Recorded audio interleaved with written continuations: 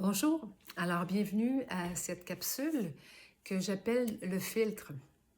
Le filtre dont je vais vous parler aujourd'hui, c'est le filtre de l'ego. Alors, on sait qu'on a tous un ego et heureusement aussi, c'est ce qui nous a permis, d'abord quand on a choisi de s'incarner sur Terre, c'est la forme la plus concrète, matérielle, c'est notre ego, c'est ce qui nous permet de fonctionner. Et cet ego s'est construit dès l'enfance et ce qui a fait qu'on s'est reconnu étant comme tel, distinct aussi des autres, distinct évidemment de la chaise, de la table, et qui a sa propre couleur. C'est ce qui fait aussi qu'éventuellement, on fonctionne dans la société, on fonctionne dans nos relations. Et c'est un ego qui est sain, qui nous permet d'avancer, de sentir qu'on a une impulsion pour quelque chose et on est capable d'avancer parce qu'on a cet élan-là. Donc, le fil, c'est le message de l'âme qui est reçu par notre ego, qui, lui, va le traduire en termes d'action, en termes de direction dans notre vie. Donc, l'ego est là, il nous sert dans notre vie.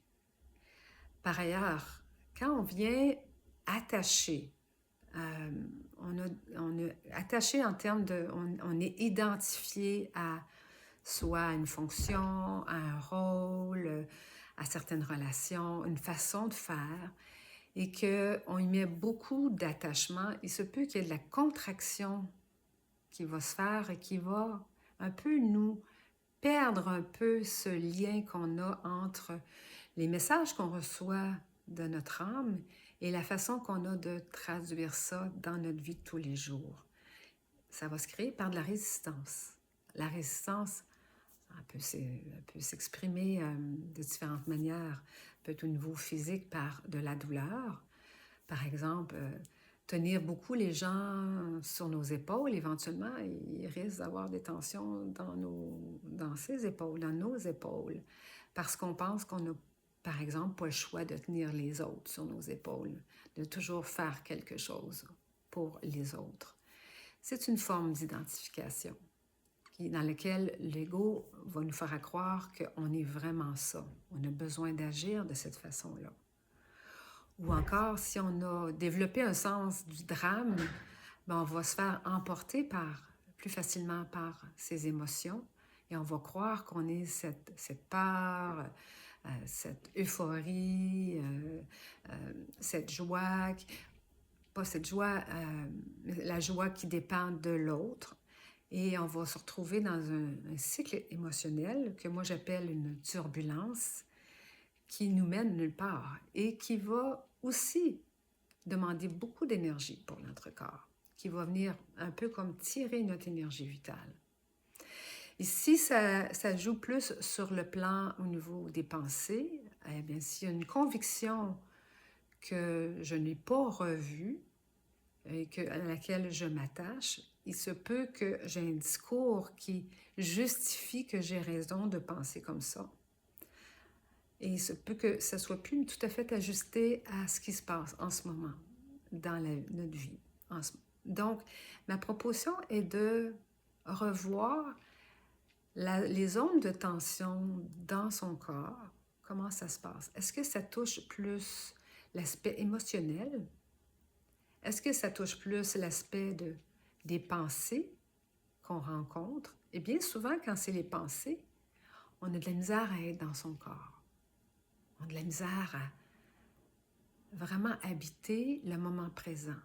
On est juste dans notre tête. Et le reste du corps est un peu plus ignoré.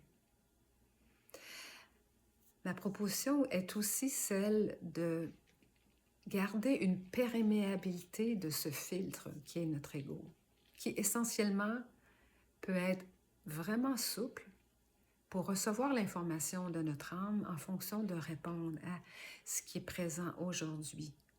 Donc, on le sait, la vie nous amène constamment en mouvement. Il y a là-dedans aussi, il y a des cycles.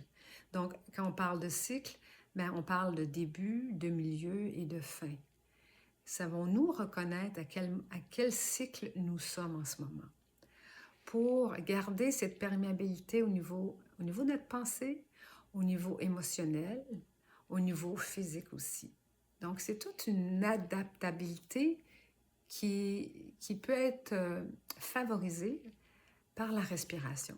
Donc, aujourd'hui, juste un petit moment pour vous parler d'une respiration qui s'appelle la respiration Brahmari ou la respiration de l'abeille.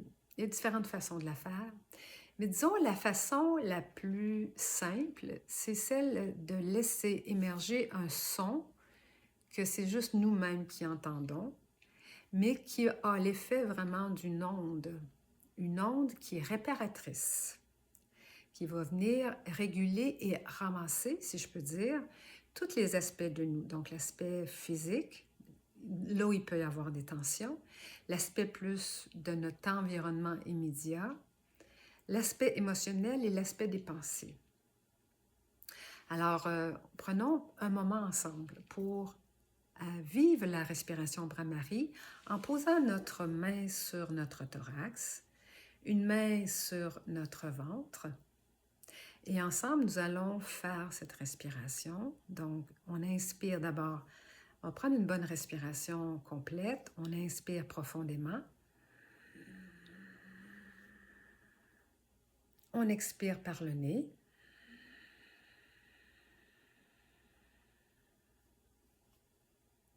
Et on poursuit. On inspire. Et on laisse aller un son avec la bouche fermée, un hum.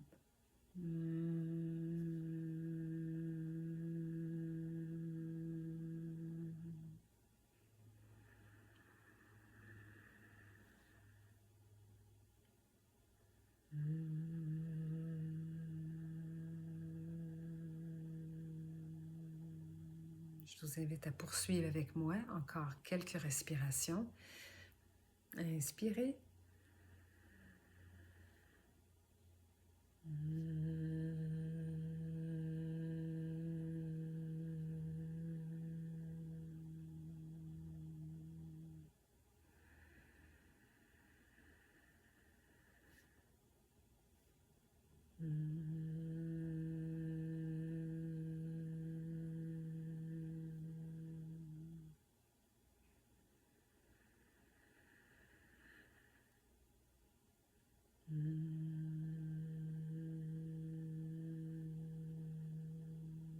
Dernière fois.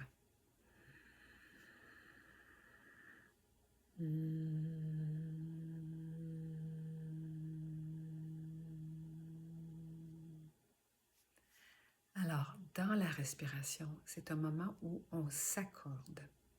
On s'accorde avec les différents plans de nous-mêmes et c'est comme si on s'ouvre à la disponibilité de se remettre en phase. Donc, de remettre ce filtre qui est notre ego au service de notre vie et non pas nous au service de notre ego tendu. Alors, je vous invite à continuer cette exploration quand vous sentez que vous en avez besoin. Et merci d'avoir été là avec moi et je vous dis à une prochaine. Namasté.